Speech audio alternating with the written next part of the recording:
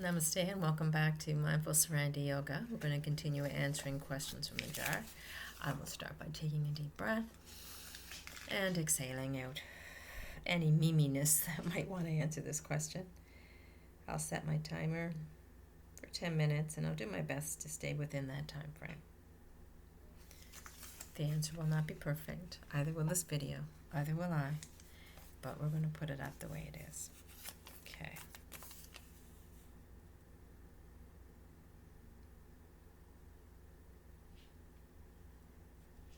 What spiritual question is most often asked and why? And can you answer it? Whoa. Spiritual question most often asked and why? And can you answer it?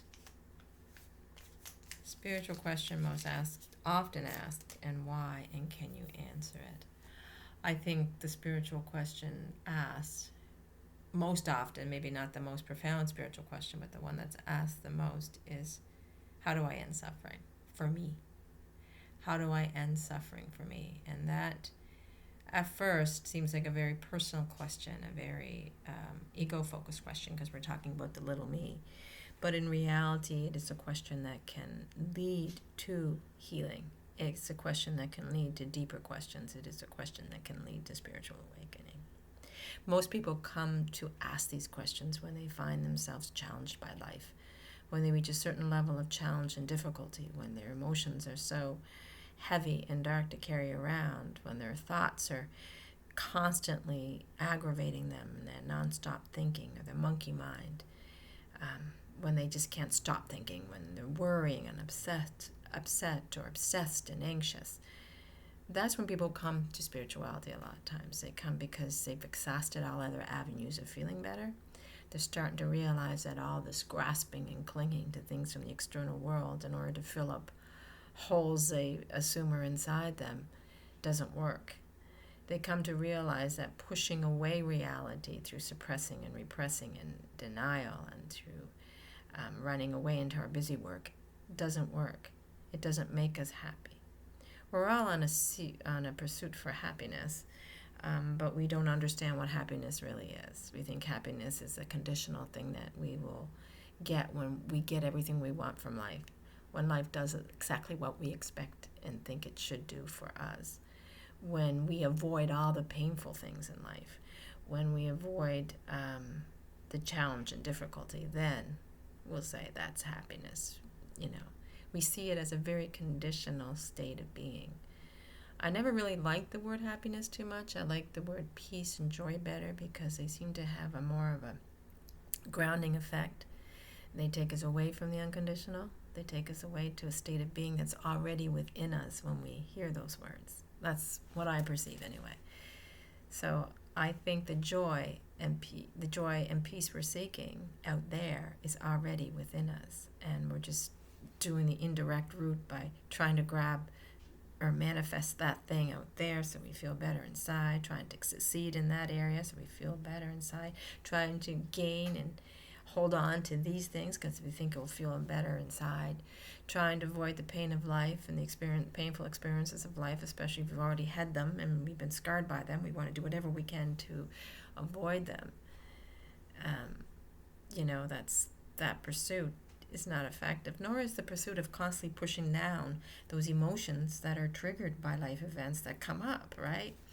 We don't see them as being something that's calling for our attention, because in order to truly find joy and peace, we have to deal with what's inside.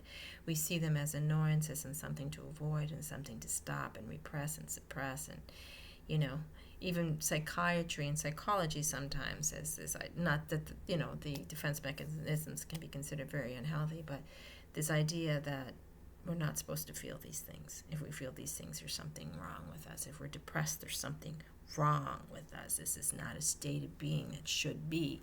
And so we try to alleviate the symptoms of the depression without getting to the root cause of the depression. We try to alleviate the root cause, the symptoms of our unhappiness or our dukkha, our suffering, without getting to the root cause. And of course, Buddha came up with the Four Noble Truths, and the first truth, of course, is there is suffering. And then the second truth is where we get to the root of the suffering. There is a cause to suffering.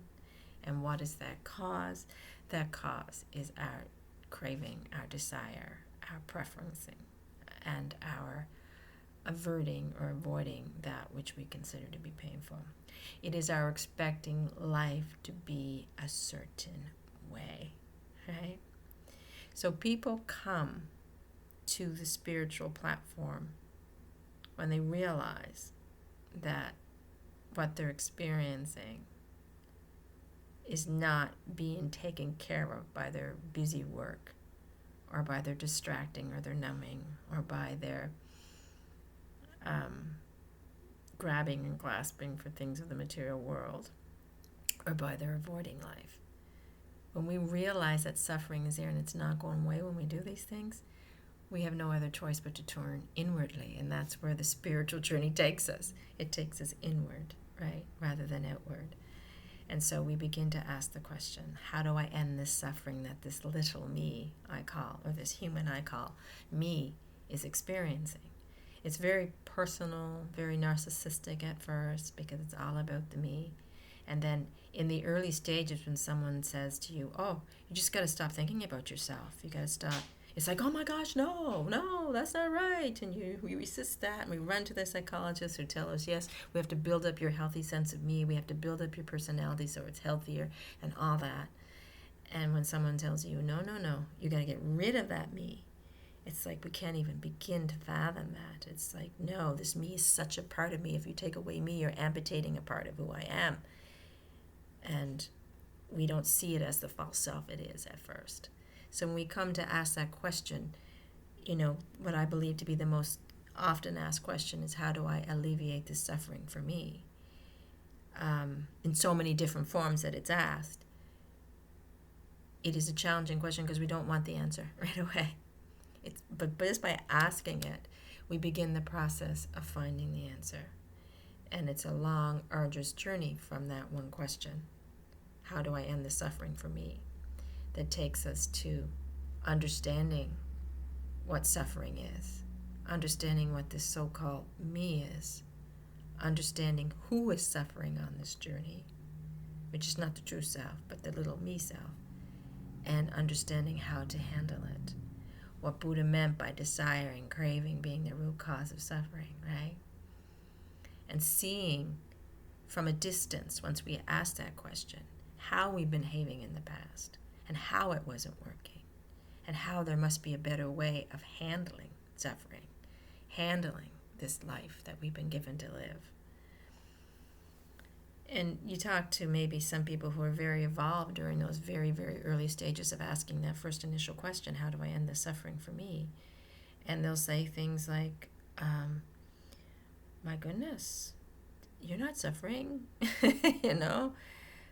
your consciousness isn't suffering, or suffering is taking you to a higher place, or there's so much more to you than this, and we just can't fathom it. We just can't understand those higher dimensions where this one little question will eventually take us if we keep up with it, right? And we need to keep up with it. We need to keep asking and getting deeper and deeper and deeper. But it starts on that very superficial level of questioning. How do I end suffering for this me? You're not the me. And you can't figure that out at the very beginning. You're not the separate little entity that we're so convinced we are. Our lives are not problematic, though we're so convinced they are. We are much more than that. And by asking that question, how do I end suffering for this me?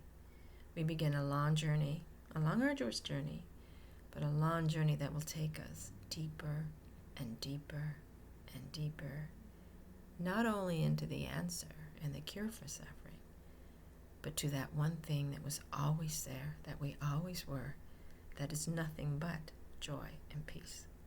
So we're seeking happiness, or joy and peace, I prefer to say.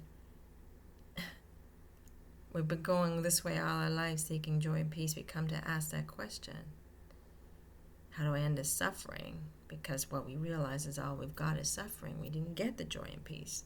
So we're actually asking, how do I find joy and peace? And then we begin this arduous journey away from the outside towards the inside to find the answers to that question. And suffering does end. And joy and peace can be found. And that is all our missions in life, whether we know it or not, right? To answer that question. How do I end suffering for this little me? So I think that's the most question that's often answered. Maybe it's not the most profound question, but it's the beginning question, and the beginning question for the spiritual journey. Thank you so much for joining me. I hope that makes sense. May you have an amazing day. Namaste.